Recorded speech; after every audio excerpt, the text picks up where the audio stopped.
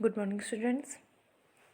In our previous video, we were discussing about chapter Bholi of the book Footprints Without Feet. In that video, I have told you about a girl child named as Sulekha, but her parents and other siblings of her called her as Bholi. Why she was called as Bholi? As she fell down from court and some parts of her brain got injured when she was a child. She started talking after 5 years and that too stammered. She also had poke marks on her face, due to which she was seems to be a child who is not beautiful. So she was a laughing stock for everyone. भोली थी जो, वो सबके लिए laughing stone थी. Injured होने के कारण वो बोलना लेट सीखी. जब बोलना सीखी तो बहुत ज़्यादा स्टैमर करती थी वो. पोक मार्क्स थे उसके फेस पर, सुंदर नहीं रही थी वो. तो इस कारण से सब उसके ऊपर हंसते थे. Her father Ramlal was nambardar. उसके फादर थे वो साउंड फैमिली से थे. फाइनेंशियल कंडीशन उसके फैमिली की ठीक थी. उसके फादर जो थे नम्रदार थे. भोली हैड 3 सन्स. भोली हैड 3 ब्रदर्स एंड 3 डॉटर्स. भोली के 3 सन और 3 ब्रदर एंड 3 सिस्टर्स थे. She was the youngest one. वो सबसे ज़्यादा छोटी थी. भोली being the youngest of all, Ramlal was always worried about her as it seemed impossible to marry her with her having ugly face and a dumb mind. Ramlal को सिर्फ एक tension रहती थी, एक चिंता रहती थी भोली की कि वो कैसे उसकी शादी करेगा, क्योंकि उसके अगली फेस के कारण, उसके डम माइंड के कारण कोई भी उसे शादी करने को कभी राज़ी नहीं होगा. So one day a primary school for girls was inaugurated by tehsildar in that village. उस विलेज में एक बार तहसीलदार के द्वारा प्राइमरी गर्ल्स स्कूल को खोला गया और तहसीलदार ने रामलाल को बोला कि that you are nambardar, you are also a government employ. तुम एक गवर्नमेंट एम्प्लॉय हो तो तुम्हें अपनी बच्चियों को स्कूल भेजना चाहिए. इससे क्या होगा, बाकी जो सब हैं वो भी इंस्पायर होंगे और वो भी अपने बच्चों को स्कूल भेजेंगे. बट एट दैट टाइम, उस टाइम पर गर्ल्स एजुकेशन को अच्छा नहीं माना जाता था. ये माना जाता था कि अगर गर्ल्स पढ़ेंगी तो आगे जाने वाले टाइम में उनसे कोई शादी नहीं करेगा. Same goes with nambardar. Ramlal भी यही सोचता था.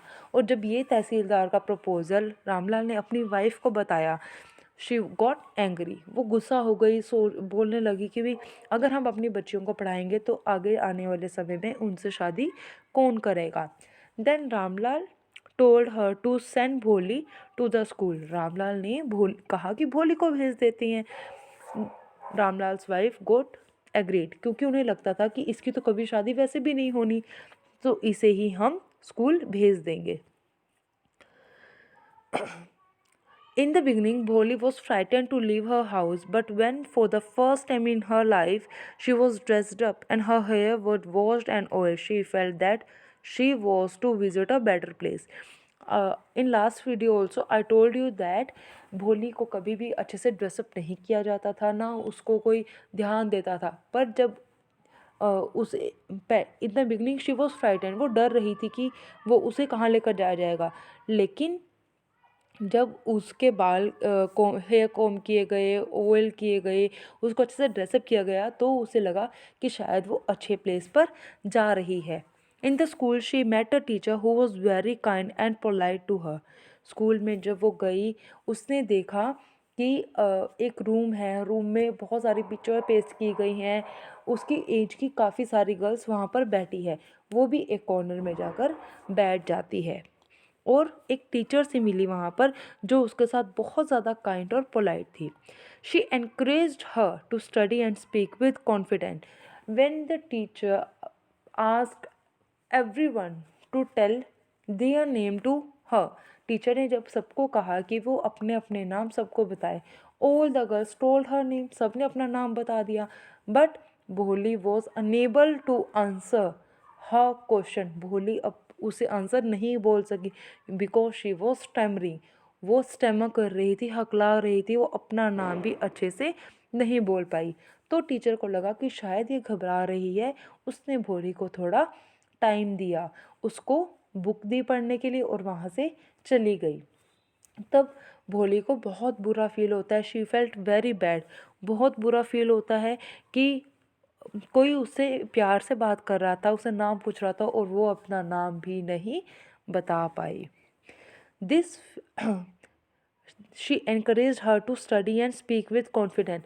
फिर बेल रिंग होती है, वहाँ से सारी गर्ल्स उठ के चली जाती हैं, पर भोली नहीं उठती है। देन हर टीचर एनकरेज्ड हर, उसके टीचर दोबारा उसके पास आती है, उससे बहुत प्यार से बात करती है और उससे अपना नाम पूछने के लिए कहती है। ये चीज़ जब उसने देखा कि इतने प्यार से पहली बार उसे किसी ने बात की थी, उसे एक होप दिखाई देने लगी and she began to go to school every day. उस टीचर के कारण, उस प्यार के भरे माहौल के कारण वो डेली स्कूल जाने लगी। Years passed and her village upgraded to a small town with some facilities like a cotton mill, a cinema, and primary school being converted into a secondary school. Years बीतते गए, भोली पढ़ती चली गई और उनका जो स्कूल है एक विलेज से एक स्मॉल टाउन में अपग्रेड हो गया। कुछ फैसिलिटीज़ वहाँ पर हुई, जो लाइक कॉटन मिल्क वहाँ पर बन गई, सिनेमा हॉल बन गया, प्राइमरी स्कूल जो था वो secondary school, primary school is up to 5 and secondary up to 8, secondary school में कन्वर्ट हो गया। One day Bolly's parents decided to marry her to a lame old man who was a widower but was rich and had not demanded any dowry. एक दिन भोली के father Ramlal आते हैं और अपनी वाइफ से पूछते हैं जो विशंबर का प्रपोज़ल आया है क्या हमें उसे एक्सेप्ट करना लेना चाहिए। तो उनकी वाइफ क्या कहती है, भोली की मदर क्या कहती है, बिल्कुल हमें एक्सेप्ट कर लेना चाहिए क्योंकि भोली से तो वैसे भी किसी ने शादी नहीं करनी और इससे भी ज़्यादा बड़ी बात वो कुछ भी डोरी डिमांड नहीं कर रहे हैं, वो कुछ भी दहेज में नहीं मांग रहे हैं। They thought it to be the best marriage proposal for their dumb daughter and fixed up her marriage. वो बिना भोली की परमिशन के उसकी मैरिज उस पर्सन से फिक्स कर देते हैं क्योंकि वो मानते थे उनकी डम डॉटर के लिए ये बेस्ट प्रपोजल होगा। On the wedding day the bridegroom arrived. Wedding day पर ब्राइडग्रूम आता है with great pomp and show which fill Ramlal with शोए। बहुत बड़े बैंड बाजे के साथ वो वहाँ पर आता है।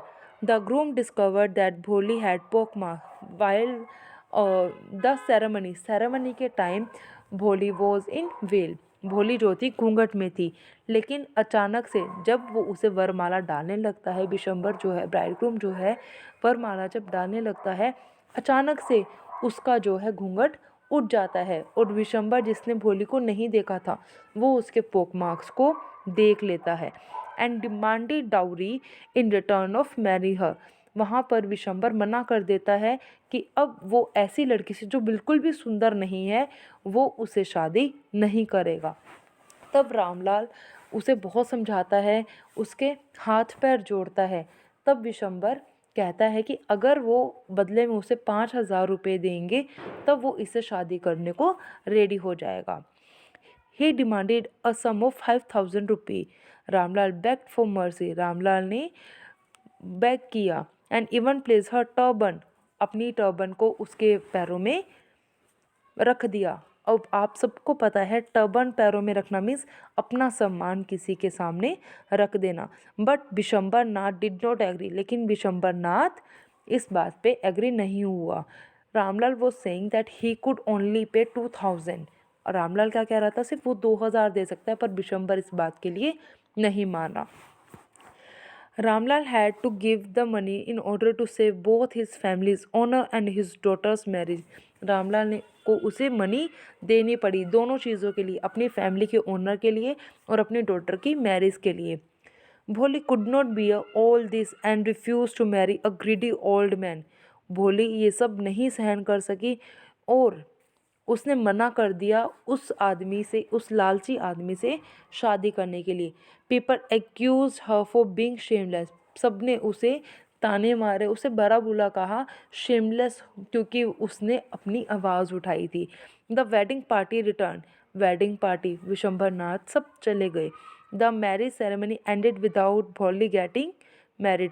मैरिज सेरेमनी वहीं एंड हो गई बिना भोले की शादी हुए। Her father was surrounded by grief and said that now no one would marry her। उसके फादर दुख से भर गए और कहा कि अब उसे उससे कोई भी शादी नहीं करेगा।